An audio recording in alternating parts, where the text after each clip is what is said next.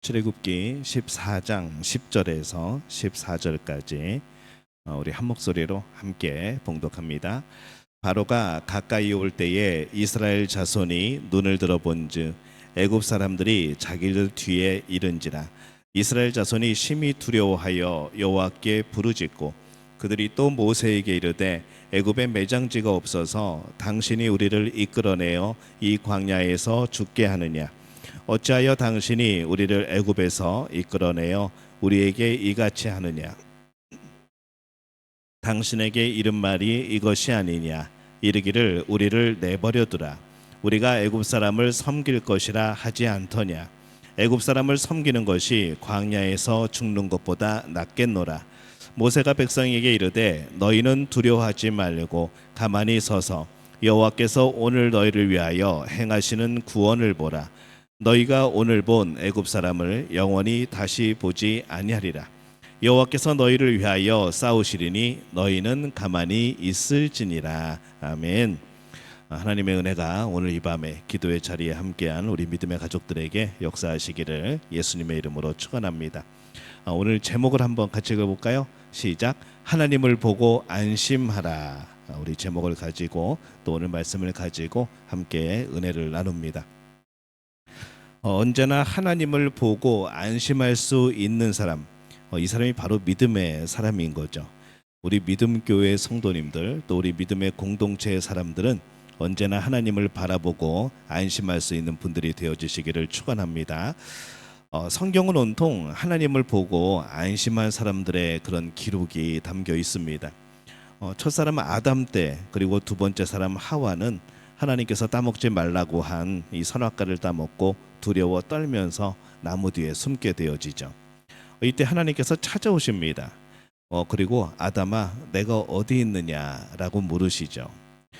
이 두려움, 이 하나님과 단절되었다는 두려움, 이제 그 두려움 속에서 숨었을 때에 비록 그 처지는, 그 신분은 이제 죄인으로 바뀌게 되었지만은 하나님의 음성을 들을 때에 그들은 하나님을 보고 한편으로는 또 안심을 하게 되어지는 거죠. 가인이 아벨을 돌로 쳐 죽였습니다. 처음에 성경에 나타난 처음의 살인 사건입니다. 괴롭고 또 무서워서 견딜 수 없어 할 때에 하나님께서 나타나시죠. 그리고는 너를 치는 자마다 내가 벌을 7배나 더하리라 라고 말씀해 주십니다. 이 살인죄로 공포에 떨던 이 가인은 하나님을 보고 그 음성을 듣고 안심할 수 있었습니다. 어떻게 갈 바를 알지 못하고 떠난 이 아브라함은 언제나 불안함, 그런 이방 나라 속에서도 하나님을 보고 안심하며 살아갔던 그런 믿음의 조상이 되죠.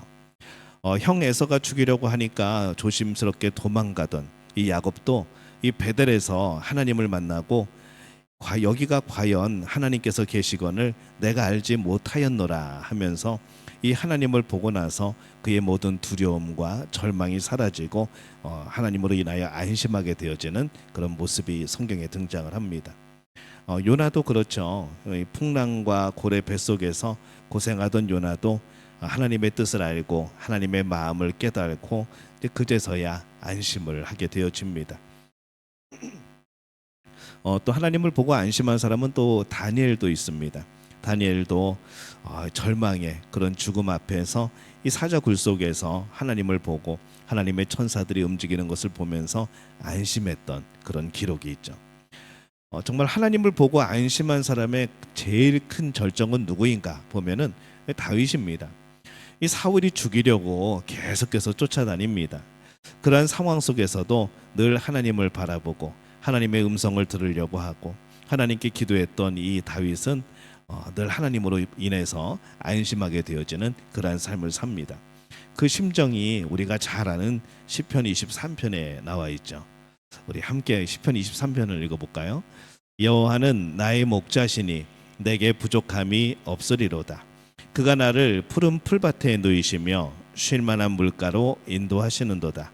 내 영혼을 소생시키시고 자기 이름을 위하여 의의 길로 인도하시는도다. 내가 사망의 음침한 골짜기로 다닐지라도 해를 두려워하지 않을 것은 주께서 나와 함께 하심이라. 주의 지팡이와 막대기가 나를 안위하시나이다. 주께서 내 원수의 목전에서 내게 상을 차려주시고 기름을 내 머리에 부으셨으니 내 잔이 넘치나이다.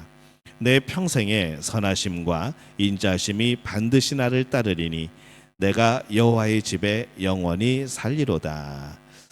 그의 마음이 참 이 시편 23편에 잘 드러나 있습니다. 오늘 말씀에도 이 하나님을 보고 안심한 모세의 모습이 나옵니다. 애굽에서 종살이하던 200만 명의 이스라엘 백성들이 가나안 땅을 향하여 출발하는 밤입니다. 그 밤을 성경은 뭐라고 기록을 하는가? 여호와의 밤이라고 그렇게 기록을 하죠. 하나님의 강권적인 능력으로 이스라엘 백성을 내보내시던 날, 이 바로 왕은 생각만 해도 한편으로는 참 억울했겠죠. 쳐다기 보기만 해도 분하고, 도대체 이 애굽의 신들은 뭘 하고 앉았길래 이렇게 재앙 앞에서 너무나도 무기력하게 쓰러지는가? 저 하나님은 어떠한 분이시길래 우리의 신들을 다 이기고 이 그 많은 백성들, 우리가 노예로 부리려고 했던 이 백성들을 인솔하여 나가시는가? 그래서 너무나도 분해서 이 바로는 군대를 동원시켜서 다시 이스라엘 백성의 뒤를 쫓습니다. 이스라엘 백성들의 불안이 또 시작이 되어지죠. 모두가 불안함이고 초조함입니다. 그래서 그들은 다급하게 하나님께 부르짖기도 하고, 또 화가 나서 모세를 원망하기도 하고, 또 불안해서 애굽에 돌아가는 게 어떻겠느냐, 지금이라도 애굽으로 돌아가면은 우리가 살 수 있지 않겠느냐, 항복하자, 그런 사람들도 나옵니다. 절망하고 통곡하고 공포에 질린 200만 명의 사람들의 얼굴은 정말로 초죽음 상태인 거죠. 아우성칠 때에 하나님을 보고 안심한 믿음의 사람이 하나 있었는데 그가 바로 모세입니다. 출애굽기 14장 13절에서 14절까지의 말씀 우리 다시 한번 읽어봅니다. 모세가 백성에게 이르되 너희는 두려워하지 말고 가만히 서서 여호와께서 오늘 너희를 위하여 행하시는 구원을 보라. 너희가 오늘 본 애굽 사람을 영원히 다시 보지 아니하리라. 여호와께서 너희를 위하여 싸우시리니 너희는 가만히 있을지니라. 아멘. 이 모세가 안심할 수 있었던 것은 하나님을 만났기 때문입니다. 하나님을 만나면 안심할 수 있는 거죠. 백성들이 안심할 수 없었던 것은 애굽 군대를 바라봤고, 앞에 있는 홍해를 바라봤고, 물이 없음을 봤고, 양식이 없음을 봤고, 정말로 대단한 사람들이 가나안 땅에 있음을 봤기 때문에, 그 문제들을 보았기 때문에 그들은 안심하지 못하고 두려워하였던 겁니다. 모세는 무엇을 바라보았는가? 그 모든 문제를 넘어서 우리를 향하여서 보호하고 계시고 우리에게 미소 짓고 계시는 하나님을 보게 된 것이죠. 하나님을 보고 안심했던 모세가 그러면 문제를 과연 어떤 눈으로 바라보았을까? 우리 첫 번째는요. 한번 우리 첫 번째 읽어봅시다. 시작. 문제를 축복으로. 모세는 이 문제들을 축복으로 봤습니다. 문제 앞에서 하나님을 보니까 문제가 축복이 되어지는 것이죠. 여러 가지 문제들은요, 어떠한 의미인가 하면은 하나님의 역사가 나타나는 그러한 길이 되어집니다. 문제가 있으니까 기도하고, 문제가 있으니까 부르짖고, 그러면 하나님이 응답을 해주시고, 문제가 없었다면 과연 우리가 부르짖을 것인가? 문제가 없다면 우리는 하나님을 찾을 것인가? 우리는 아마 그렇지 않을 사람들이 굉장히 많을 겁니다. 크고 작은 문제 앞에서 우리는 하나님이 계시다는 것을 발견하는 거죠. 그리고 그 문제들을 통하여서 하나님의 능력과 지혜와 권능이 나타나게 되어집니다. 그래서 이 모세는 문제가 나타났다. 이것은 하나님이 일을 하시는 기회가 되어지시는구나. 하나님이 나타나실 타이밍이 되어지는구나. 연극이나 영화에서 보면은요, 정말 주인공은 결정적일 때 나타납니다. 정말로 어떤 위기에 처해 있을 때, 뭔가 답이 없을 것 같은 그때에 딱 나타나가지고 그 문제를 해결을 하죠. 이 모세는 그거를 본 겁니다. 문제가 생겼다. 이것은 우리가 하나님께 기도할 타이밍이고, 하나님께 부르짖을 타이밍이고, 하나님이 드디어 나타나셔서 이 뜻을 이루시는 그런 타이밍이 되어지는 것이죠. 그래서 이 문제는 축복으로 그에게 보여진 겁니다. 애굽의 군대가 당한 피해로 그들은 더 이상 이스라엘 백성을 따라오지 못합니다. 이 하나님은 이제 홍해를 통해서 더 이상 애굽 군대가 이스라엘을 추적하지 못하게, 또 넘보지 못하게 그렇게 아예 포기시켜 버린 것이죠. 그래서 이 문제는요, 우리에게 복을 주시기 위한 하나님의 계획이고 또 뜻입니다. 아니, 문제를 안 주시고 그냥 평안하게 살게 해주시면은 우리가 하나님을 좀 안전하게 어떻게 이렇게 일상적으로 만날 수 있지 않을까 우리는 생각을 해보지만은, 우리는 조금만 여유가 생기고 조금만 뭔가 불편하고 뭐가 조금만 우리가 풍족해지면요, 우리는 하나님을 찾지 않는 그런 사람들입니다. 우리가 본성이 그렇습니다. 정말 잘할 것 같지만, 하나님이 마음껏 부어주시면 정말 주의 일을 할 것 같지만은 사실 그러지 못한 것이 또 우리들입니다. 너무나도 유혹에 약하고 너무나도 그런 세상 것에 관심이 있고 그런 모습이 우리들의 모습이죠. 근데 이 문제를 가진 사람은요, 하나님께 나와 기도할 수밖에 없습니다. 하나님 앞에 기도한다는 것은요, 더 이상 방법이 없다는 겁니다. 내가 해결할 수 없다는 것이죠. 그래서 기도하는 자에게 하나님은 놀라운 은혜로 응답을 주십니다. 그래서 우리들의 문제를 축복으로 변화시켜 주십니다. 근데 이런 놀라운 축복을 누구가 받는 것인가? 바로 하나님을 바라보는 자만이 그런 역사를 또 경험하고 또 그 은혜를 받게 되었는 거죠.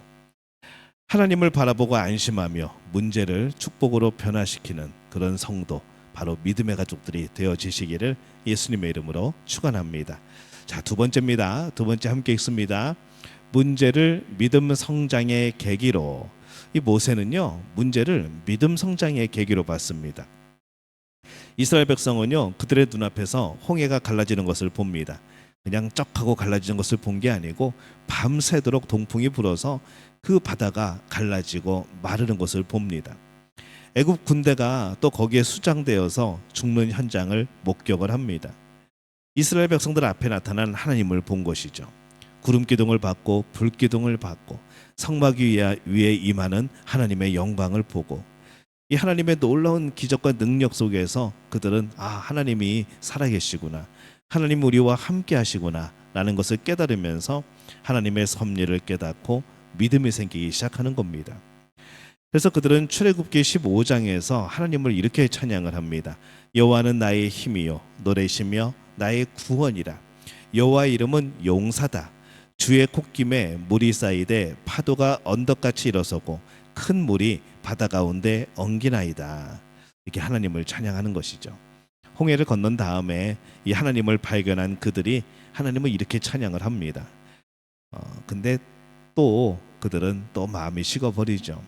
이렇게 찬양할 때는 언제고, 조금만 더 넘어가면은 당장 또 물이 없다고, 먹을 게 없다고, 고기가 없다고 난리들을 칩니다. 그래서 문제가 없는 믿음은 성장하지 않습니다. 뜨거운 믿음의 소유자 중에 대부분이 문제 앞에 엎드린 사람들이죠. 병 때문에, 때로는 물질 때문에, 또 자녀 때문에, 어떤 사업 때문에 그런 문제를 가졌던 사람들이 하나님께 엎드려 기도할 때에 문제를 해결하고 뜨거운 믿음을 갖게 된 이제 그런 사람들이 되어진 겁니다. 그래서 우리의 믿음은 언제 성장하는가? 문제 앞에서 믿음이 성장하는 거죠. 한번 따라해 볼까요? 우리의 믿음은 문제 앞에서 성장한다. 우리의 믿음이 어린아이 같은 믿음이 되지 아니하고, 문제가 생기면 삐질 일이 아니고 문제가 생기면은 성장의 기회로 삼아야 되는 거죠. 그게 성숙한 사람 아니겠습니까? 우리가 세상을 살면서도 성숙하다는 것이, 어른이라는 것이 뭡니까? 아이들은 뭔가 마음에 안 들면 토라지고 삐지고 돌아서고 그냥 그럽니다. 근데 어른들은 웬만하면 그러지 않지 않습니까?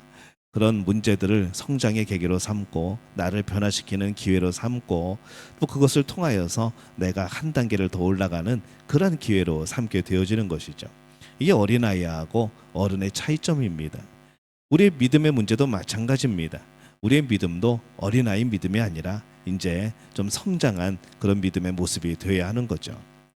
이 하나님을 바라보고 날마다 안심하고 우리의 문제들을 통하여서 믿음 성장의 계기로 삼는 그런 복된 믿음의 가족들이 되어지시기를 예수님의 이름으로 축원합니다.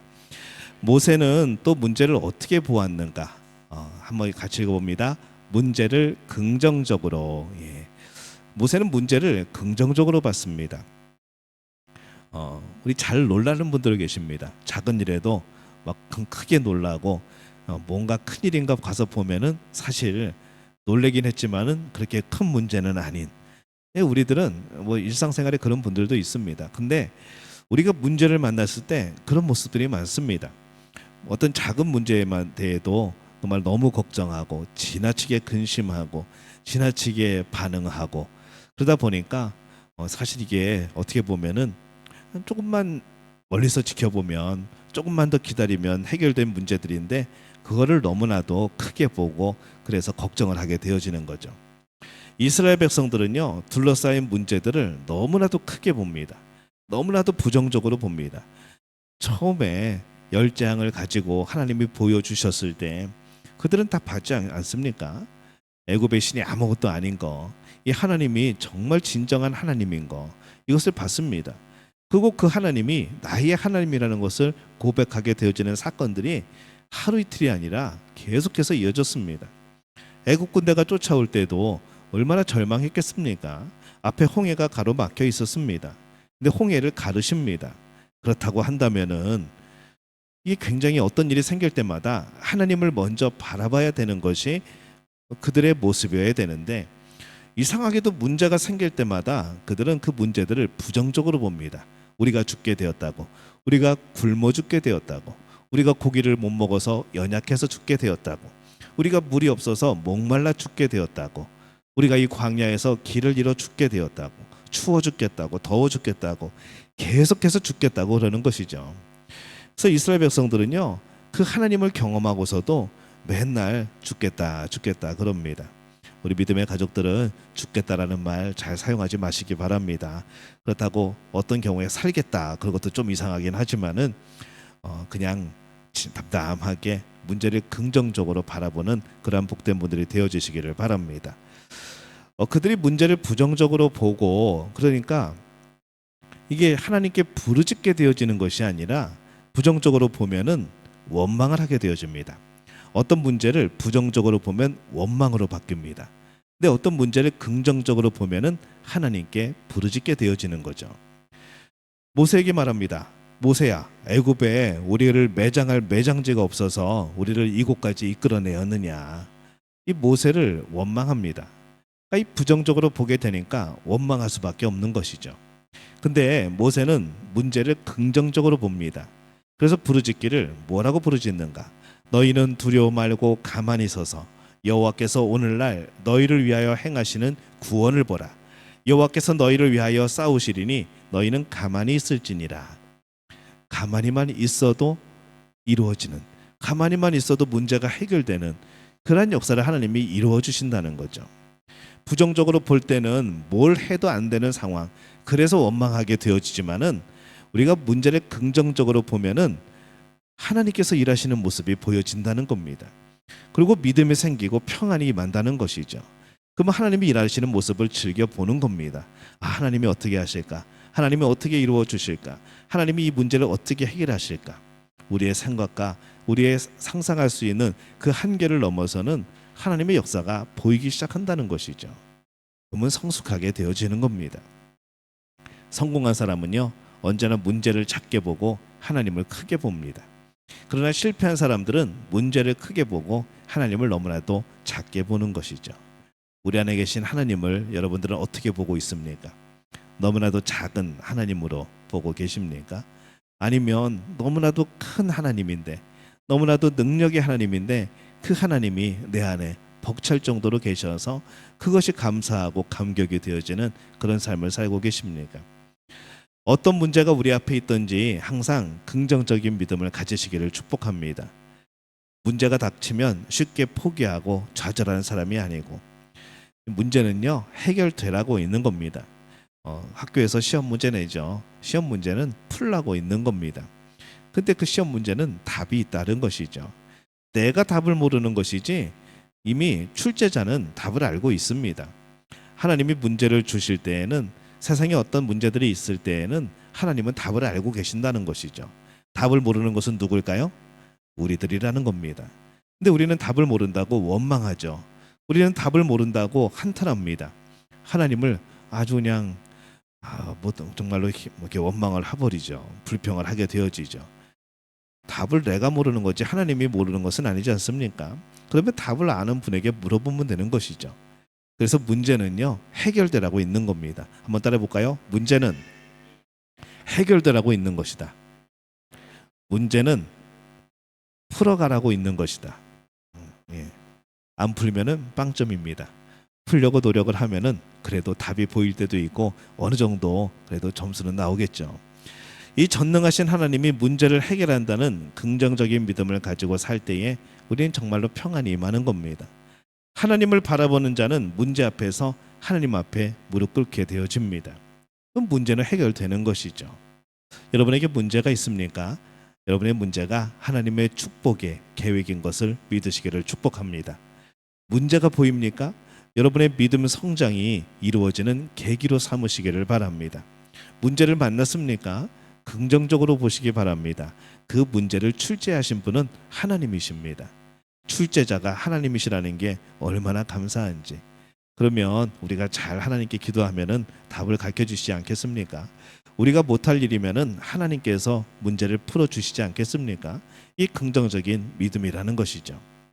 문제의 뒤에 계시는 하나님을 보고 안심하는 우리 믿음의 가족들.